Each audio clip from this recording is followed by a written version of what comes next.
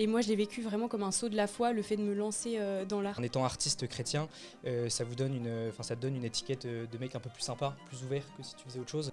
Et en fait, il a dit, les gars, grâce à vous, j'ai découvert que Dieu existait par vos chants et tout.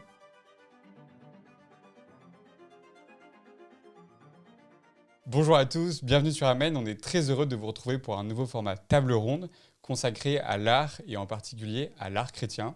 Alors je suis avec trois jeunes artistes, Éléonore, Augustin et François. On est très heureux de vous avoir parmi nous sur Amen. Je vais vous laisser vous présenter et nous dire rapidement qui vous êtes et ce que vous faites comme art. La parole à Éléonore d'abord. Donc, je m'appelle Éléonore, je suis artiste peintre, je viens de Toulon et je fais principalement de la peinture à l'huile dans un style figuratif. Je m'appelle Augustin, je suis artiste statuaire, donc globalement je fais des statues centrées sur la figuration humaine et j'ai mon atelier à Florence, en Italie. Donc tu nous viens d'Italie. Exactement, tout droit. Incroyable. Et François, je suis chanteur lyrique et compositeur de musique sacrée. Eh ben, merci beaucoup d'être là. Alors, pourquoi ce sujet ? Ça fait très longtemps qu'on a envie de parler d'art sur Amen. Il n'y en a pas beaucoup eu l'occasion de le faire. Et puis, en fait, ce sujet, il nous paraissait quand même assez évident parce que l'art occupe une place centrale dans notre religion et de vice-versa. Pour l'art, la religion chrétienne et catholique a été une inspiration majeure. On en discutera bien sûr. Je vous donne juste une petite citation pour commencer de Jean-Paul II qui disait « La foi chrétienne a inspiré à l'art des œuvres sublimes qui parfois sont pour beaucoup de personnes le seul contact vivant avec le mystère de Dieu. » Donc voilà, ça pose un peu le débat pour vous artistes. Alors je vais vous demander peut-être de nous dire rapidement comment est-ce que chacun vous en êtes venu à l'art, quel a été le chemin qui vous a mené à être artiste aujourd'hui. Alors je fais de la musique depuis tout petit, notamment du chant. Voilà, donc mes frères et sœurs aussi, on faisait tous de la musique. Et j'ai vraiment découvert ma vocation dans un internat qui s'appelle l'Académie musicale de Liesse, pendant le lycée. Donc voilà, je savais pas trop ce que je voulais faire plus tard. J'avais 17 ans et on chantait dans une église, on répétait un concert. Et il y a un gars qui est rentré dans l'église, pas du tout croyant, un gars plein de tatouages, avec son chien. Un punk à chien en fait. Et le gars est rentré, il nous a écoutés et il est venu nous voir après la répétition et il était en larmes et il pleurait. C'était absolument magnifique de le voir ému à ce point-là. Et en fait il a dit les gars, grâce à vous j'ai découvert que Dieu existait, voilà, par vos chants et tout. Et là je me suis dit ok, il y a un truc à faire. Donc je me suis motivé, j'ai passé des concours pour rentrer dans les différents conservatoires. Et puis après en fait j'ai vu que ça marchait bien et puis j'ai continué. Voilà. Ok. Et toi, Augustin, pourquoi la sculpture, du coup, ça t'a pris comme ça ? Ça m'a pris, pareil je dessine depuis que je suis petit et c'est principalement au lycée, en art appliqué, alors que j'étais un peu le seul catho de ma classe et du lycée en design. J'ai découvert le modelage en terre, en argile et en fait j'ai vu que c'était un moyen possible pour moi d'essayer de parler de Dieu un peu et de modeler ma foi pour moi. Je me suis rendu compte que ça pouvait être un médium assez exceptionnel pour évoquer les grandes vérités que voilà, ces amis-là ne pouvaient pas avoir forcément l'occasion d'écouter et d'entendre. Et c'est là que je me suis dit que ça serait vraiment un peu ma voix dans l'art pour m'en faire un peu un médium principal pour évangéliser. T'appelles quoi un médium ? C'est un moyen de parler de la foi et de manière plus sensible et moins doctrinale ou moins pesant qu'un joli discours. Ouais. Ok. Et toi, Éléonore ? Moi, je viens pas du tout du monde de la peinture, j'ai fait des études de communication. Par contre, j'ai toujours été hyper émerveillée par ce que je voyais, par la nature et tout ça. J'ai toujours été touchée par le beau. J'ai toujours un peu dessiné, un peu peint. Et puis c'était après 2 ans de prépa, j'étais dans ma chambre de bonne, toute seule. J'avais le Covid. Et du coup, j'ai repris mes pinceaux. J'ai ouvert un compte Insta, j'ai commencé à poster, à partager ce que je faisais. Et en fait, petit à petit, je me suis rendu compte à quel point ça me plaisait vraiment et à quel point j'avais envie de continuer à faire ça. On m'a passé des commandes. Et à la fin de mes études, au moment où il fallait que je choisisse un peu entre est-ce que j'allais choisir un métier plus dans la communication ou alors tester la peinture à plein temps, je me suis dit c'est vraiment le moment de tenter l'aventure de la peinture. Et voilà, donc ça fait 1 an que je fais ça dans le sud de la France et je suis trop heureuse de faire ça, vraiment. Trop bien. Donc en fait, si je comprends bien, vous êtes tous artiste à plein temps, c'est vraiment votre métier, quoi. Vous ne faites pas d'autres choses à côté. Oui, c'est un métier. Ce n'est pas un hobby. Voilà. Non, mais parce que on a tous un peu fait un peu d'art, un peu de musique, un peu de dessin au collège, lycée, mais vous avez vraiment, par souci d'évangélisation, ça choisi d'en faire votre activité principale et votre métier. Est-ce qu'il y avait autre chose qui vous a motivé ou c'était vraiment Dieu? Moi, j'étais tiraillé entre, alors rien à voir, hein, soit donc la musique, soit l'armée, parce que j'ai un papa militaire, et c'était un peu mon rêve depuis tout petit d'être militaire. Et sur ses conseils, il m'a dit fais des études de musique peut-être avant, vois si ça te plaît. Et si ça te plaît pas, ben, tu pourras toujours rentrer dans l'armée. L'inverse, un peu plus compliqué, hein, rentrer dans l'armée puis ensuite sortir pour faire de la musique.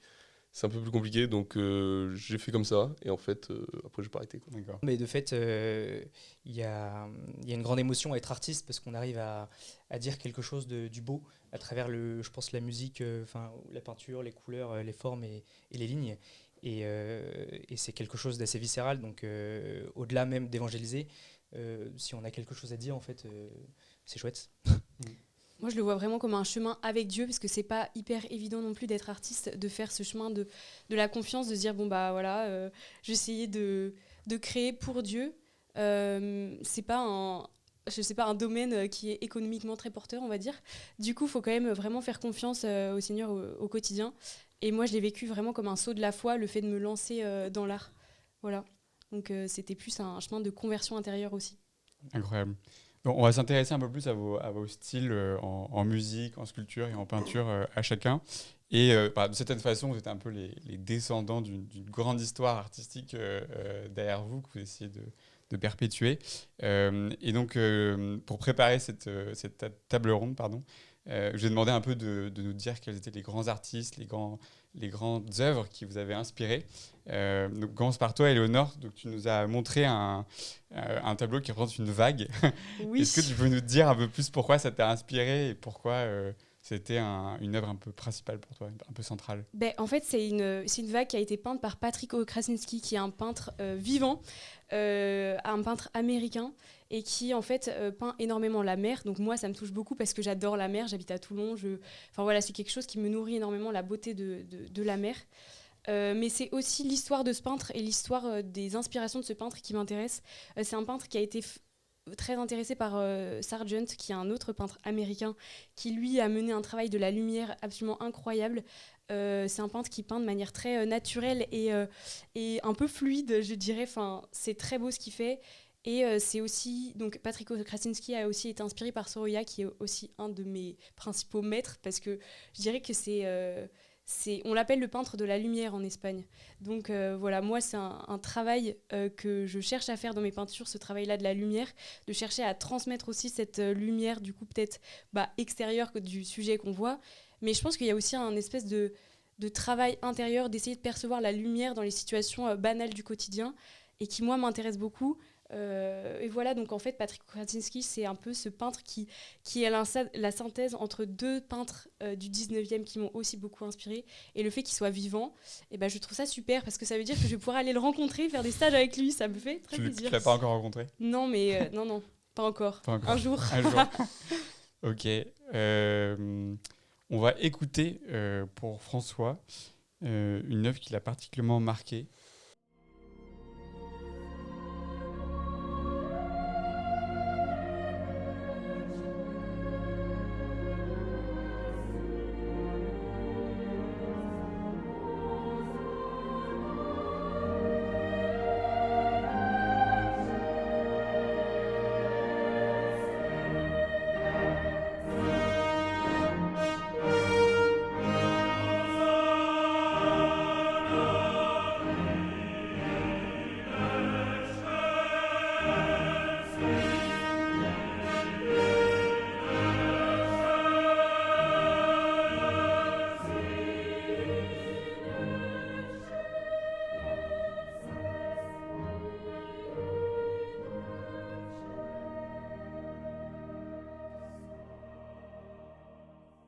C'était donc le Requiem de Fauré. C'est ça, un extrait du Requiem de Fauré, donc le Sanctus.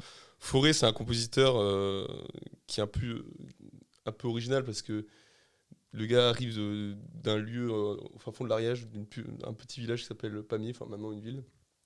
Et à 9 ans, il est déjà au Conservatoire de Paris.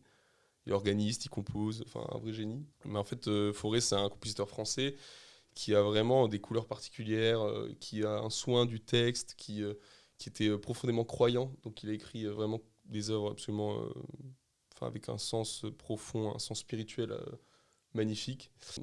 Et donc moi, c'est une œuvre que j'ai pas mal chantée, dans le chœur ou en tant que soliste, que j'ai pas mal étudié au niveau de l'harmonie et tout ça. Et donc, quand on étudie aussi une œuvre aussi imposante que celle-là, on se sent tout petit.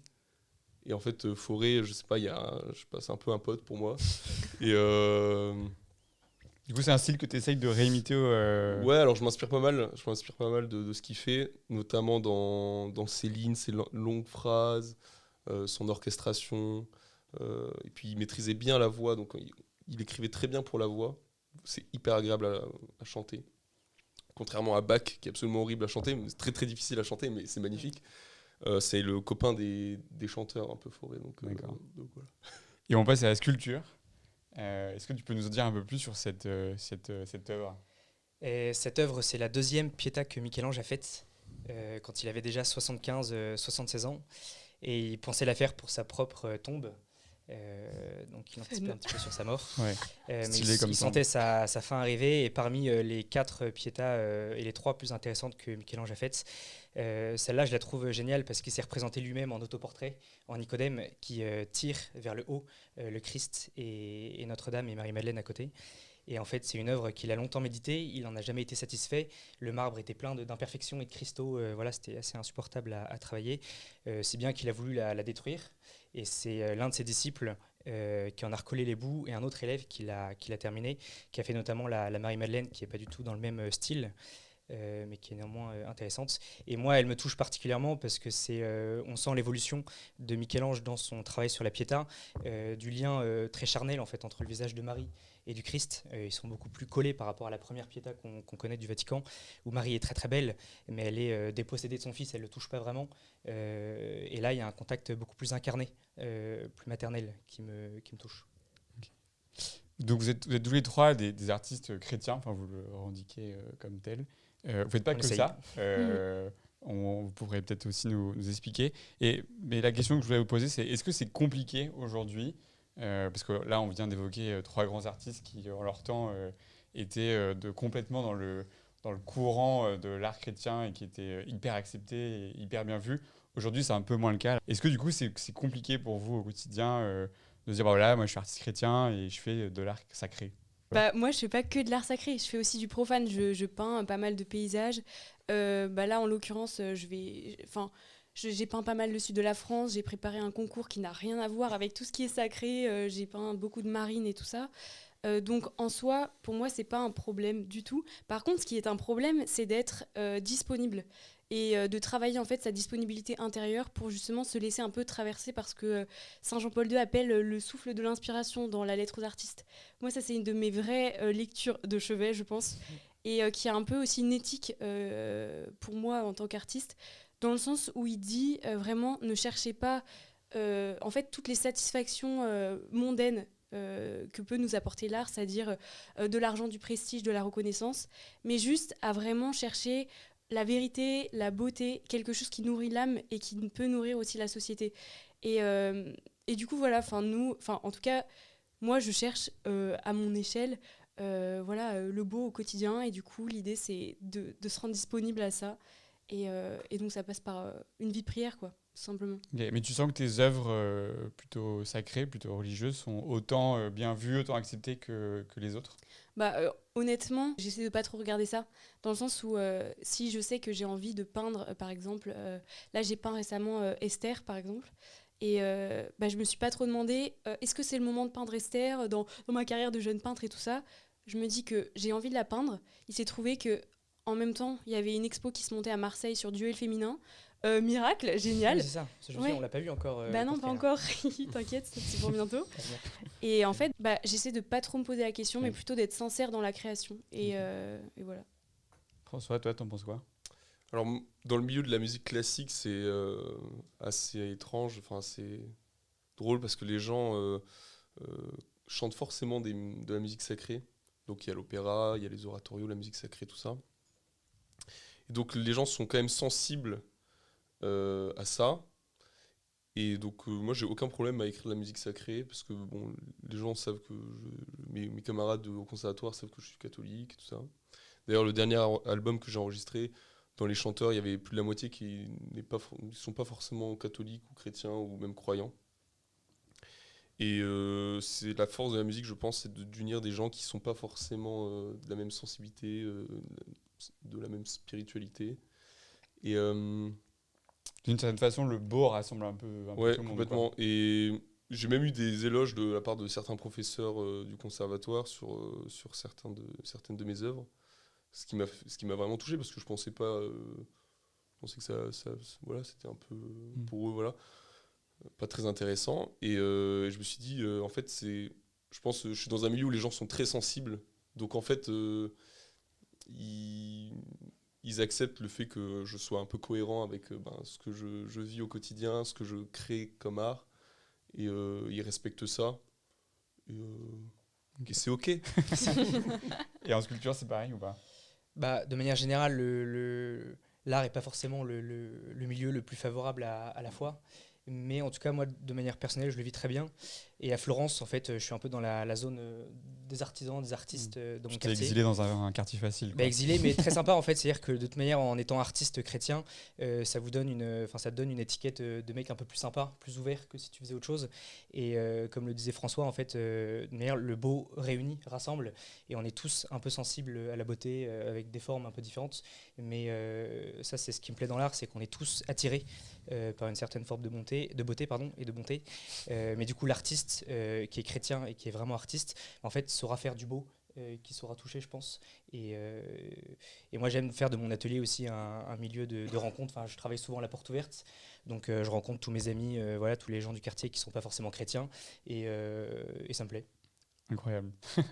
Pour préparer cette table ronde, on s'est demandé en fait comment est-ce que les peintures, les sculptures, les chants, les morceaux de musique permettent encore aujourd'hui d'évangéliser.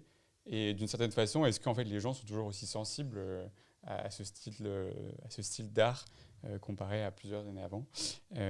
Et donc on est parti poser la question aux gens dans la rue de savoir si voilà, est-ce que l'art chrétien, l'art sacré évoquait quelque chose pour eux, est-ce que c'était important pour eux, et est-ce que d'une certaine façon ils savaient que c'était sacré, est-ce qu'ils savaient que c'est du religieux, parce que ça pose quand même après la question de savoir comment est-ce qu'on fait pour parler aux gens de ça. Donc je vous laisse regarder, c'est parti.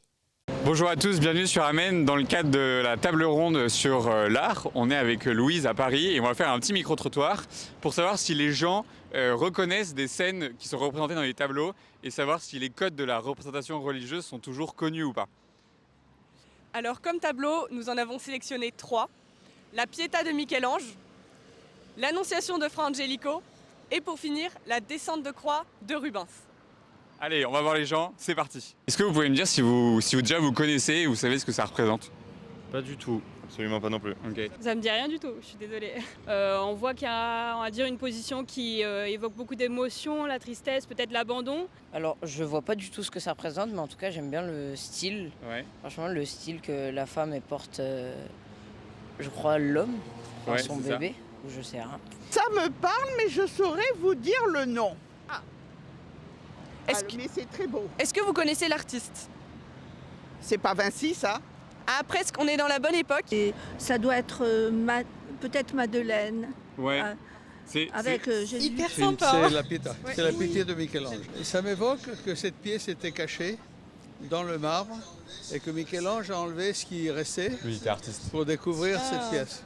Sur ce registre un petit peu douloureux, on continue avec celle-ci. Je connais pas, mais peut-être c'est Michel-Ange. Et encore, peut-être je suis pas sûre, mais ça doit être un peu pas dans ce registre-là. Ouais. Là aussi, c'est la mort. Ouais, et c'est l'agonie. Vous savez qui c'est le personnage principal qu'on voit au milieu ou pas? Ce que ça représente? C'est biblique, non? Oui, c'est biblique, c'est ça. Ouais, c'est une descente de croix. D'accord. Voilà. Ok. Ça fait penser à l'au-delà. Hein, ça fait penser à beaucoup de choses en ce moment là. Ouais, c'est beau. Ouais, je l'ai déjà vu, mais je ne saurais pas dire le nom. Okay. C'est un tableau de Rubens. Ouais. Un peu dans un autre style, mais il y a toujours un thème un peu commun. Est-ce que vous l'avez? Jésus, la mort, ouais. C'est Jésus qui descend d'une croix. D'accord.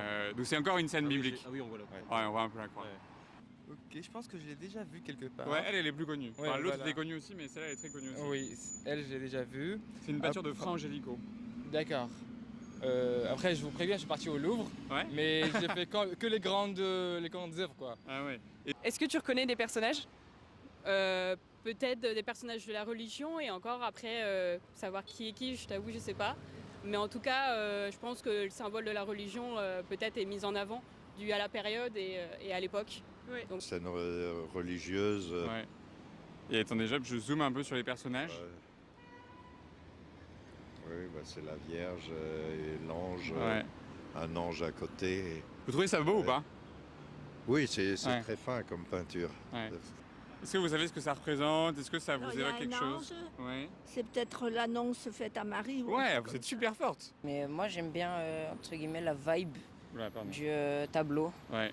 J'aime bien les couleurs, enfin la robe et tout, et ce que ça représente. Ok. Et voilà, donc on voit un peu là l'immense défi pour vous, artistes chrétiens, c'est que comment faire pour parler de religieux alors que les gens ne savent même pas que c'est religieux. Qu'est-ce que ça vous évoque, ça, ces images? Bah, c'est dramatique de ne pas savoir nommer Jésus, de ne pas savoir nommer Marie et le mystère de l'incarnation. Mais en même temps, c'est un immense défi parce que ça nous rappelle qu'il y a un peu une autoroute libre devant nous et il y a tout à enseigner, tout à instruire de nouveau. Et en rappelant les mêmes choses qu'on a toujours faites, mais de manière à les faire comprendre pour les gens actuellement. Je suis du même avis, c'est un vrai défi. Enfin, je comprends pas trop comment les gens peuvent ne pas comprendre que c'est Jésus alors qu'il y a une croix. Voilà, pour moi, c'est un peu évident. Bon, après, parce que j'ai baigné dans ça, mais...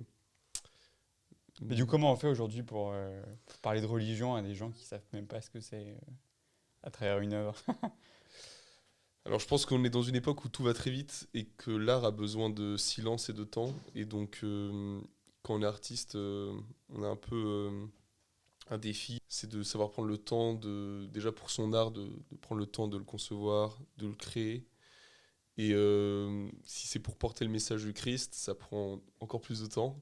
Et là, il y a un truc qui m'a frappé dans les vidéos, c'est que les gens trouvent ça beau. Donc, bon, ils savent pas que c'est Jésus ou que c'est Marie, mais ils trouvent ça beau. Et en fait, ça peut être une fenêtre pour que Dieu rentre dans leur cœur. Et après, oui, maintenant, il y a plein de moyens technologiques, les réseaux sociaux. Mais en tant qu'artiste, je pense qu'il faut qu'on reste fidèle à ce temps qu'on prend pour créer notre œuvre qui doit enfin, je sais pas, les gars, à l'époque, ils prenaient, je sais pas combien d'années à concevoir une sculpture. Bah, nous, on doit faire un peu la même chose, c'est-à-dire vraiment prendre le temps et faire une œuvre qui soit impactante. Parce que je pense que du coup, quand les gens se disent que c'est beau, derrière, ils vont poser des questions. Et donc, c'est comme ça qu'on peut amener le message du Christ. Moi, je suis totalement d'accord. Mais justement, encore une fois, dans la lettre aux artistes, Saint Jean Paul II dit que l'art est un pont jeté vers le religieux.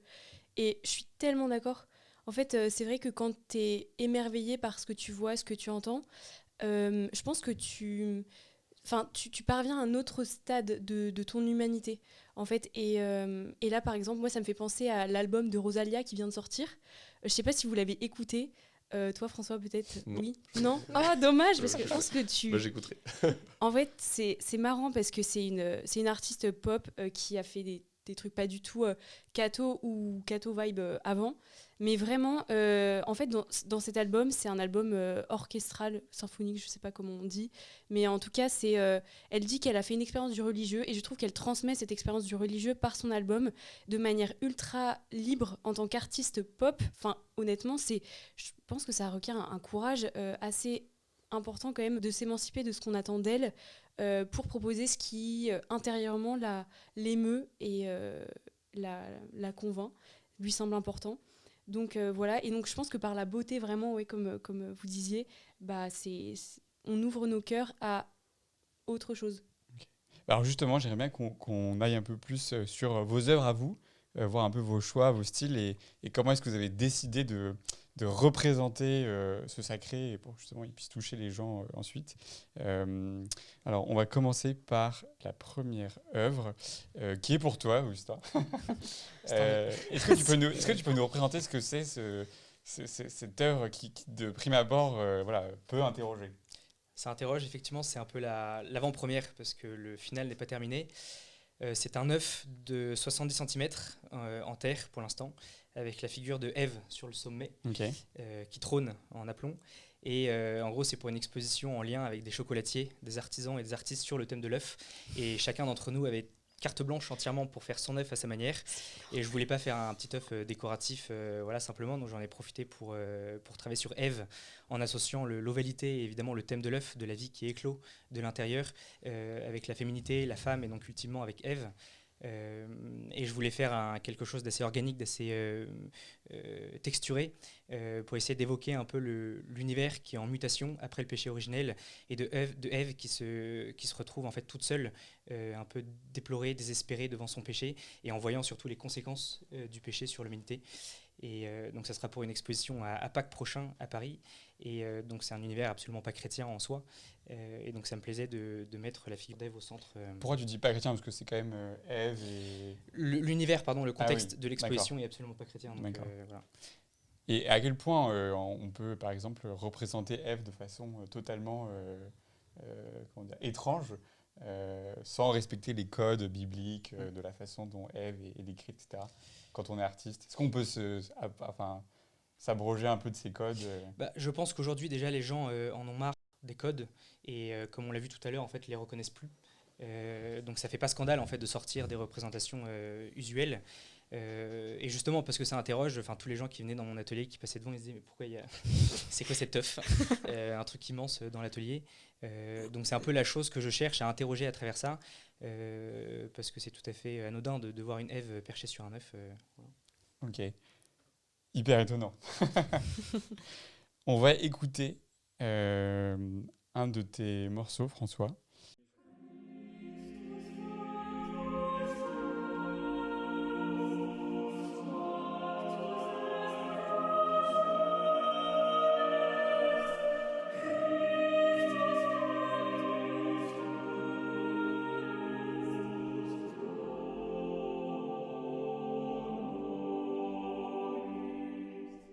C'est super beau. Merci. C'est tellement beau. Merci.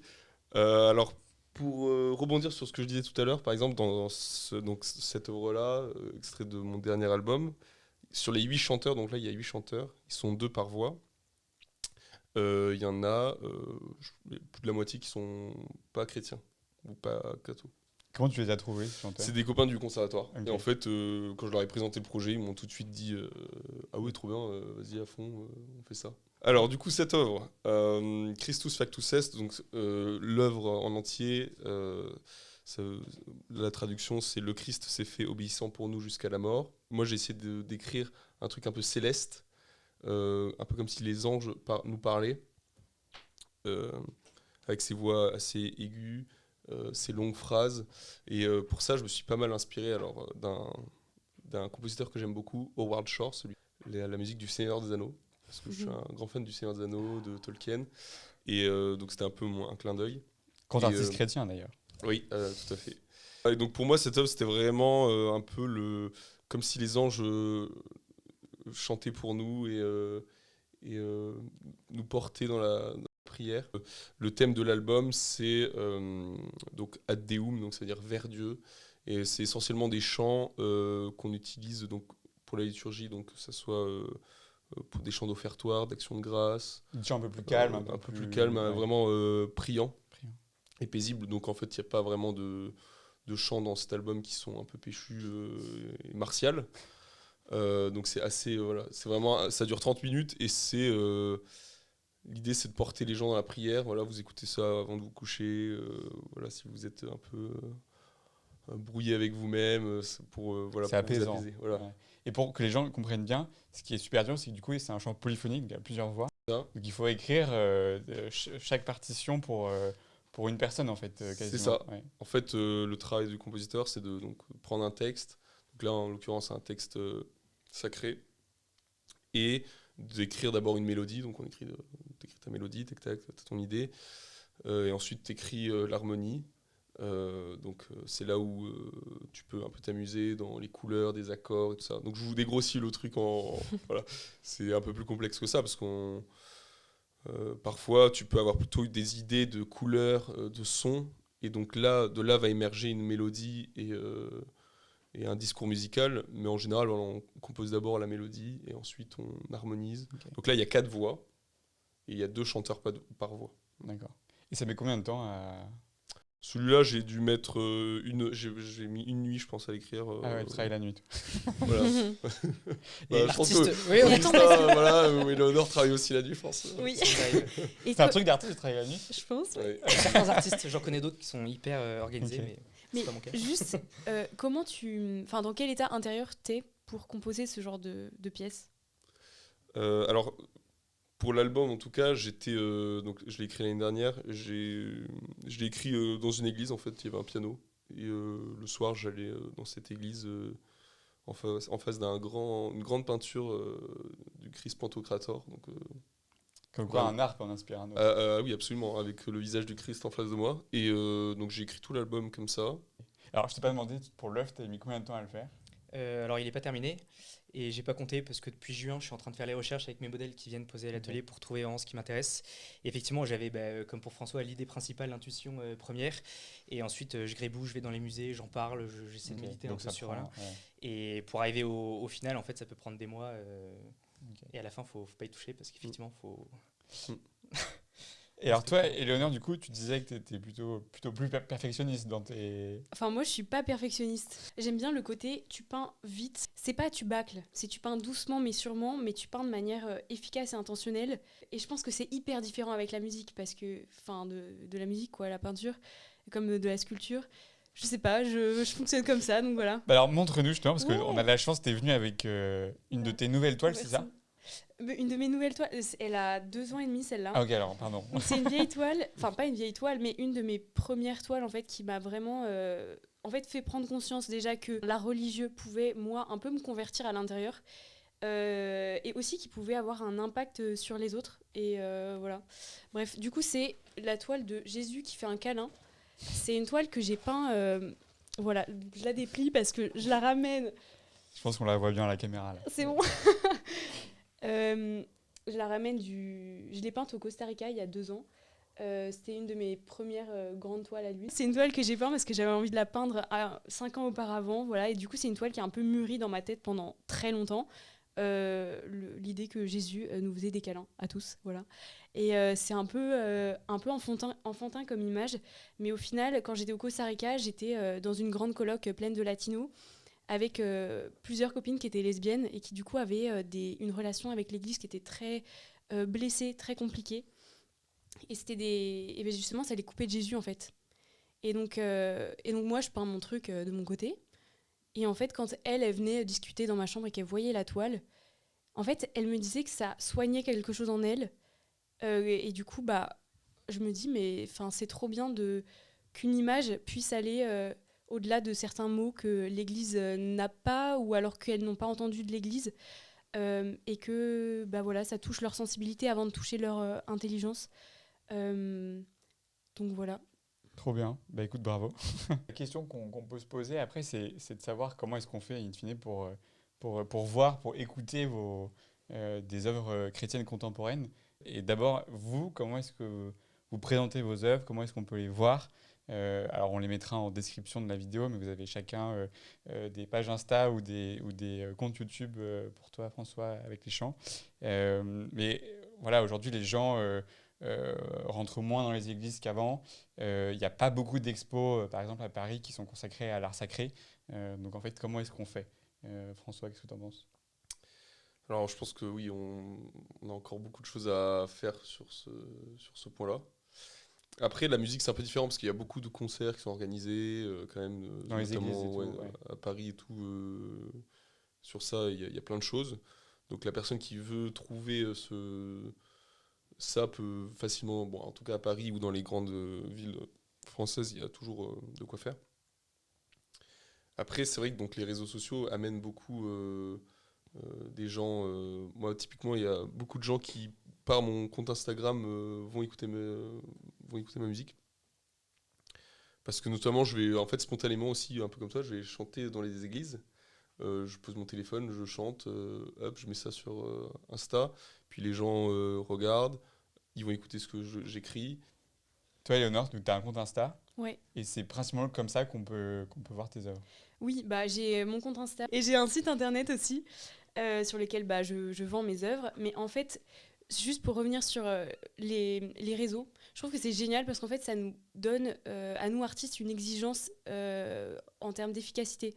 Je pense que quand tu crées une œuvre visuelle, bah, en fait, soit elle touche, soit elle ne touche pas. Et sur les réseaux, bah, soit ça touche pas. Et voilà. Et du coup, je trouve que ça nous donne une exigence à nous en tant qu'artistes pour être bah, du coup, les plus exigeants possibles envers nos productions artistiques. Et voilà, pour toucher les gens par la beauté, quoi.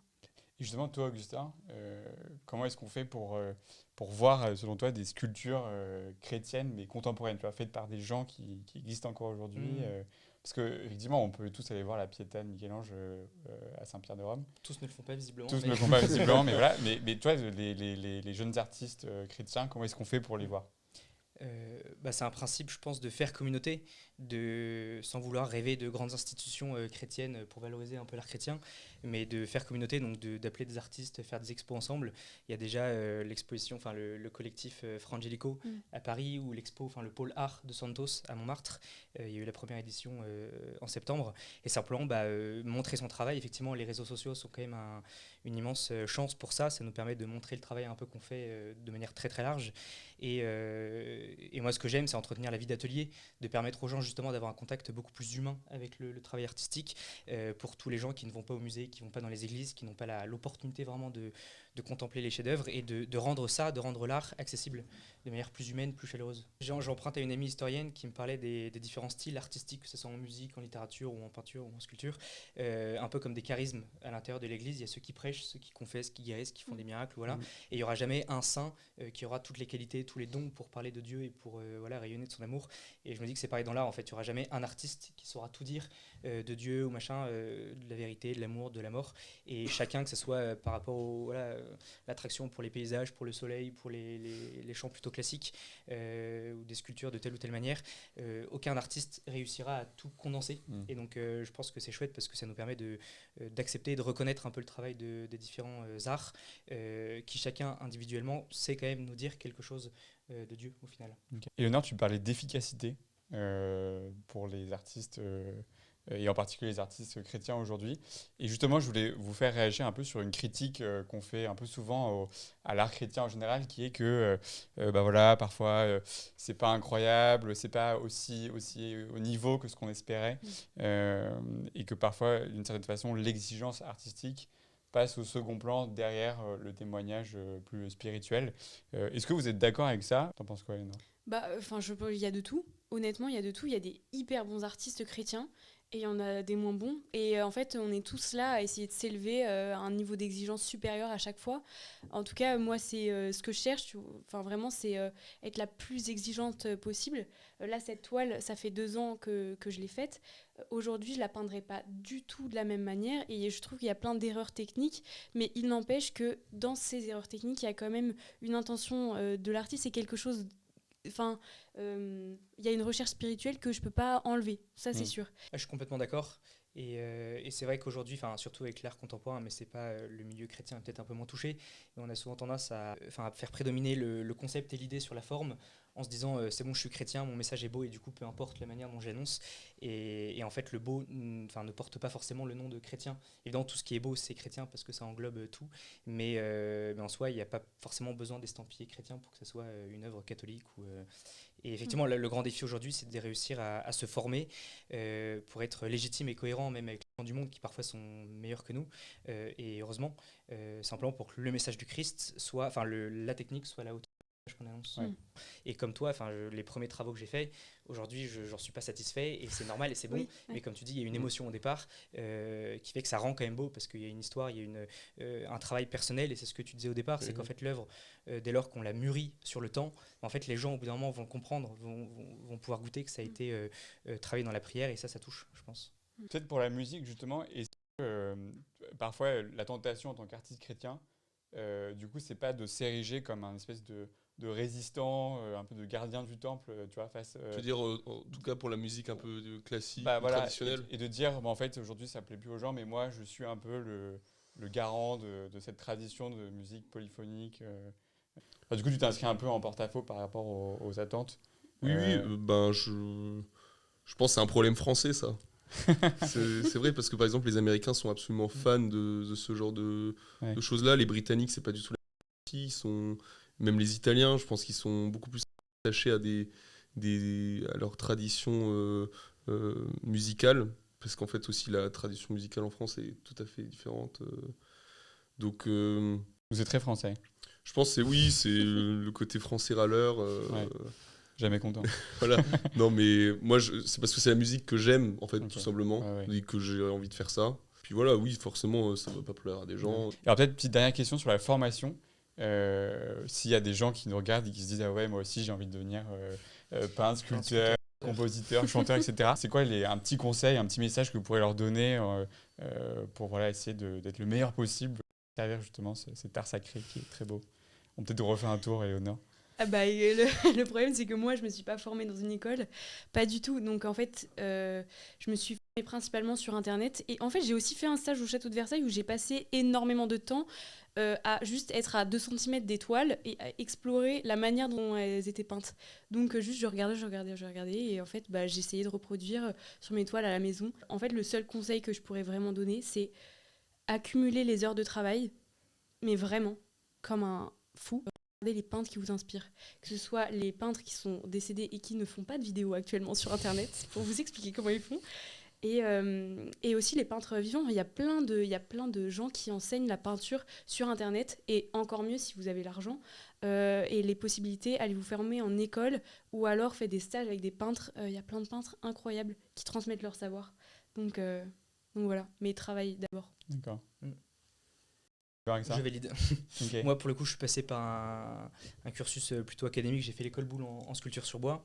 Mais effectivement, je me rends compte qu'au sortir de l'école, si tu continues pas à te former et à dessiner et à croire en tes rêves et à personnaliser un peu plus ta voix, il se passe rien.